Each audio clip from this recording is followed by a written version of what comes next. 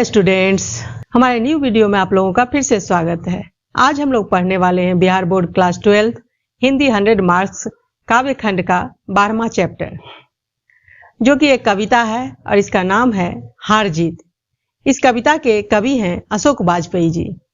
तो आइए जल्दी जल्दी हम लोग कवि अशोक वाजपेयी जी के बारे में थोड़ी सी जानकारी प्राप्त कर लें, फिर हम लोग कविता को पढ़ेंगे और उसका अर्थ समझेंगे। अशोक वाजपेयी जी का जन्म 16 जनवरी 1941 ईस्वी को दुर्ग नामक जगह में छत्तीसगढ़ में हुआ था। उनकी माता का नाम निर्मला देवी एवं पिता का नाम परमानंद वाजपेयी था। उनकी प्राथमिक शिक्षा गवर्नमेंट हायर सेकेंडरी स्कूल में हुई। सागर विश्वविद्यालय से उन्होंने बीए किया और सेंट स्टीफेंस कॉलेज दिल्ली से अंग्रेजी में इन्होंने एमए किया। पेशे से ये भारतीय प्रशासनिक सेवा के अधिकारी रहे तथा महात्मा गांधी अंतर्राष्ट्रीय हिंदी विश्वविद्यालय के प्रथम कुलपति पद से सेवानिवृत्त हुए। इन्हें अनेक पुरस्कारों से भी सम्मानित किया गया, जिनमें साहित्य अकादमी पुरस्कार, दयावती मोदी कवि शेखर सम्मान प्रमुख है। इनकी लगभग 3 दर्जन रचनाएं प्रकाशित हुई हैं, जिनमें से कुछ प्रमुख इस प्रकार हैं। शहर अब भी संभावना है, कहीं नहीं वहीं, बहुड़ी अकेला, थोड़ी सी जगह, घास में दुबका आकाश, आविन्यो, उम्मीद का दूसरा नाम, विविक्षा, दुख चिट्ठी रसा, इनकी कविता संग्रह है। इसमें से आविन्यो जो है उनकी एक महत्वपूर्ण रचना है, जो कि आप बिहार बोर्ड क्लास 10th में भी पहले पढ़ चुके हैं। और यहाँ प्रस्तुत कविता हार जीत उनकी एक प्रसिद्ध कविता संकलन कहीं नहीं वहीं से ली गई है। और यह एक गद्य काव्य है। गद्य काव्य का मतलब होता है कि दैनिक जीवन के अनुभवों और बोलचाल या साधारण बातचीत की सरल भाषा में कहानी की तरह लिखी गई एक कविता, जो यथार्थ जीवन पर आधारित होती है। तो चलिए पढ़ते हैं इस सुंदर कविता को और इसका अर्थ समझते हैं। वे उत्सव मना रहे हैं, सारे शहर में रोशनी की जा रही है। उन्हें बताया गया है कि उनकी सेना और रथ विजय प्राप्त कर लौट रहे हैं। नागरिकों में से ज्यादातर को पता नहीं है कि किस युद्ध में उनकी सेना और शासक गए थे, युद्ध किस बात पर था। यह भी नहीं कि शत्रु कौन था, पर वे विजय पर्व मनाने की तैयारी में व्यस्त हैं। उन्हें सिर्फ इतना पता है कि उनकी विजय हुई है। उनकी से आशाएं क्या है यह भी स्पष्ट नहीं है। किसकी विजय हुई है, सेना की कि शासक की कि नागरिकों की, किसी के पास पूछने का अवकाश नहीं है। नागरिकों को नहीं पता कि कितने सैनिक गए थे और कितने विजयी वापस आ रहे हैं। खेत रहने वालों की सूची अप्रकाशित है। सिर्फ एक बूढ़ा मशक वाला है जो सड़कों को सींचते हुए कह रहा है कि हम एक बार फिर हार गए और गाजे वाजे के साथ जीत नहीं हार लौट रही है। उस पर कोई ध्यान नहीं देता है और अच्छा यह है कि उस पर सड़कें सींचने भर की जिम्मेवारी है, सच को दर्ज करने या बोलने की नहीं। जिन पर है वे सेना के साथ ही जीत कर लौट रहे हैं। तो चलिए अब हम लोग इस कविता का अर्थ समझते हैं। कवि कहते हैं, वे उत्सव मना रहे हैं, सारे शहर में रोशनी की जा रही है। उन्हें बताया गया है कि उनकी सेना और रथ विजय प्राप्त कर लौट रहे हैं। प्रस्तुत पंक्तियों में कवि अशोक वाजपेयी जी कहते हैं कि सारे शहर को रोशनी से सजाया जा रहा है और वे यानी जनता, जिसे हम प्रजा भी कह सकते हैं, उत्सव में सहभागी बन रहे हैं, यानी भाग ले रहे हैं। और वे ऐसा इसलिए कर रहे हैं क्योंकि उन्हें ऐसा करने के लिए राजा ने आदेश दिया है, यानी राजा के तरफ से उन्हें ऐसा करने के लिए आदेश मिला है। प्रजा को यह बताया गया है कि उनकी सेना, उनकी यानी राजा की सेना और रथ विजय प्राप्त कर लौट रहे हैं और इसलिए सारी प्रजा इस जश्न की तैयारी में लगी हुई है। आगे कवि कहते हैं, नागरिकों में से ज्यादातर को पता नहीं है कि किस युद्ध में उनकी सेना और शासक गए थे, युद्ध किस बात पर था। यह भी नहीं पता कि शत्रु कौन था, पर वे विजय पर्व मनाने की तैयारी में व्यस्त हैं। उन्हें सिर्फ इतना पता है कि उनकी विजय हुई है।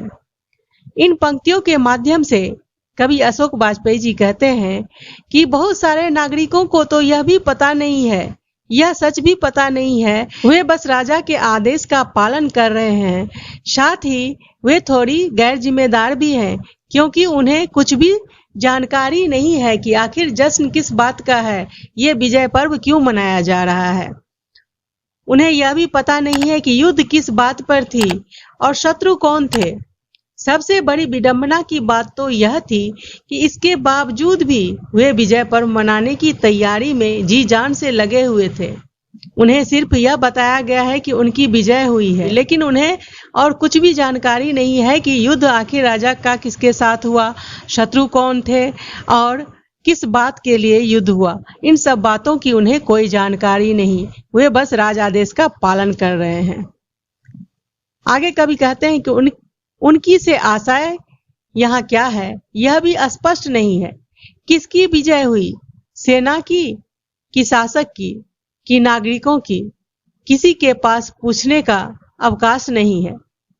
नागरिकों को नहीं पता कि कितने सैनिक गए थे और कितने विजय वापस लौट आए और कितने विजय वापस आ रहे हैं। इन पंक्तियों के माध्यम से कवि कहते हैं, यहाँ उनकी शब्द का क्या मायने है, क्या अर्थ है, यह भी स्पष्ट नहीं है। यह शब्द राजा के लिए आया है या सैनिकों के लिए या नागरिकों के लिए, यह स्थिति भी स्पष्ट नहीं है कि वह किसकी विजय का जश्न मना रहे हैं। वह बस जश्न मनाने में डूबे हुए हैं। उन्हें यह भी पता नहीं है कि आखिर विजय किसकी हुई है, सेना की या शासक की या फिर नागरिकों की। यह कितनी सोचनीय और भयावह स्थिति है।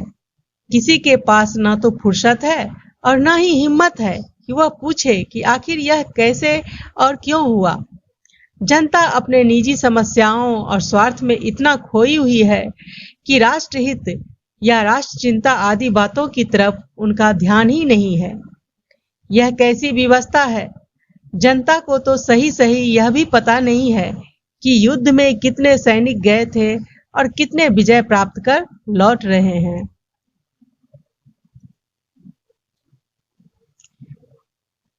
आगे कवि कहते हैं, खेत रहने वालों की सूची अप्रकाशित है। सिर्फ एक बूढ़ा मशक वाला है जो सड़कों को सींचते हुए कह रहा है कि हम एक बार फिर हार गए और गाजे बाजे के साथ जीत नहीं, हार लौट रही है।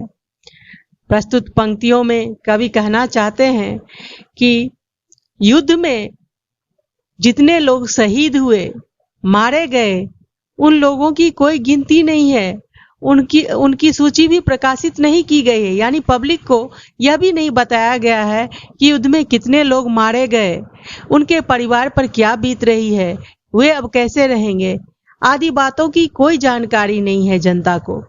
कितने लोग मारे गए, कितने लोग वापस विजय होकर लौटे हैं, आदि बातों से जनता अनभिज्ञ है। कवि कहते हैं, इन सारी बातों की जानकारी रखने वाला कोई अगर साक्षी है तो वह है मशक वाला। वह मशक वाला जिसका काम मशक के पानी से सड़कों को सींचना है। मशक वाला कह रहा है कि हम एक बार फिर हार गए और गाजे बाजे के साथ जीत नहीं, हार लौट रही है। उस मशक वाला का काम है सड़क को सींचना ताकि धूल गंदगी उड़े नहीं, और जब राजा का रथ उस रास्ते से आए तो उसे किसी भी प्रकार की धूल गंदगी का सामना न करना पड़े। वह मशक वाला सब जानता है, वो काफी अनुभवी है, बूढ़ा है, वह जानता है कि सच क्या है, लेकिन वो फिर भी सिर्फ अपना काम कर रहा है, उसे बोलने का अधिकार नहीं है। आगे कवि कहते हैं, उस पर कोई ध्यान नहीं देता और अच्छा यह है कि उस पर सर के सींचने भर की जिम्मेदारी है, सच को दर्ज करने या बोलने की नहीं। जिन पर है वे सेना के साथ जीत कर लौट रहे हैं। आगे कवि कहते हैं कि आश्चर्य की बात यह है कि मशक वाले की एकमात्र जिम्मेदारी है सड़क सींचने भर की, सच लिखने या बोलने की नहीं। जिन पर यह जिम्मेदारी है वह सेना के साथ जीतकर लौट रहे हैं। यह एक प्रश्नवाचक चिन्ह है कि आखिर किसकी यह जिम्मेदारी है, कौन जीतकर लौट रहा है सेना के साथ, शासक यानी राजा, और राजा तो अपने जीत के जश्न में मग्न है। उसे जनता की, युद्ध में मारे गए सैनिकों की किसी की कोई परवाह नहीं है और वह इन सारी बातों को गुप्त रखकर जनता को गुमराह कर रहा है और अपने जीत की जश्न में मग्न है। और कवि कहते हैं कि इस तरह से समाज में जो गरीब, बूढ़े, लाचार व्यक्ति हैं वो तो अपने पेट की चिंता में और कुछ तो अज्ञानतावश इन सारी बातों से अनभिज्ञ हैं, क्योंकि राजा उन्हें गुमराह कर रहा है। सत्ता पक्ष जो है कभी भी जनता को सही जानकारी किसी बात की नहीं देता है, उसे अंधेरे में रखकर अपनी राजनीतिक रोटी सेकता है और अपने सत्ता पे काबिज रहता है। लेकिन समाज में कुछ पढ़े लिखे, समझदार, अनुभवी लोग भी होते हैं, जैसे कि मशकवाला।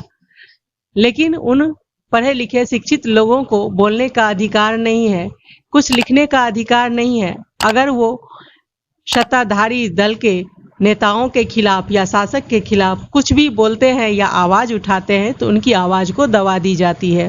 तो इस प्रकार इस कविता के माध्यम से कविवर अशोक वाजपेयी जी हमें हमारे समाज में हमारे राजनीतिक स्थिति और आम जनता की स्थिति का ज्वलंत मुद्दा को दिखाते हुए कवि हमें यह अवगत कराना चाहते हैं, हमें जागरूक करना चाहते हैं कि जनता जो है वो अज्ञानतावश या अपनी समस्याओं में उलझकर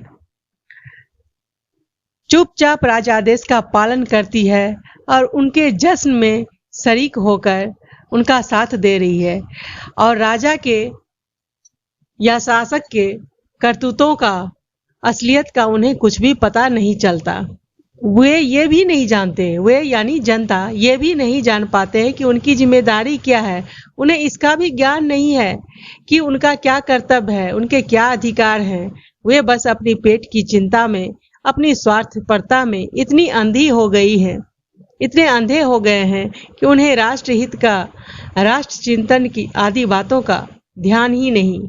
इस प्रकार कवि हमें आगाह करते हैं कि जब तक प्रजा सुशिक्षित, समझदार और जागरूक नहीं होगी तब तक राष्ट्र विकसित और कल्याणकारी नहीं होगा और तब तक शासक इसी तरह से जनता को गुमराह करते रहेंगे और अपने जश्न में डूबे रहेंगे और जनता इसी तरह कष्ट में जीने के लिए मजबूर होगी।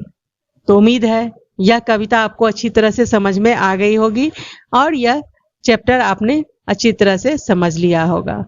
अगर आपको यह वीडियो अच्छी लगी है तो फिर इस वीडियो को फटाफट लाइक कर दीजिए और इसे ज़्यादा से ज़्यादा शेयर कीजिए। साथ ही अगर आप इस चैनल पर नए हैं तो इसे सब्सक्राइब जरूर कर लीजिए और बेल आइकन को प्रेस कर दीजिए ताकि आने वाली सभी वीडियोज़ की नोटिफिकेशन आपको सबसे पहले मिले।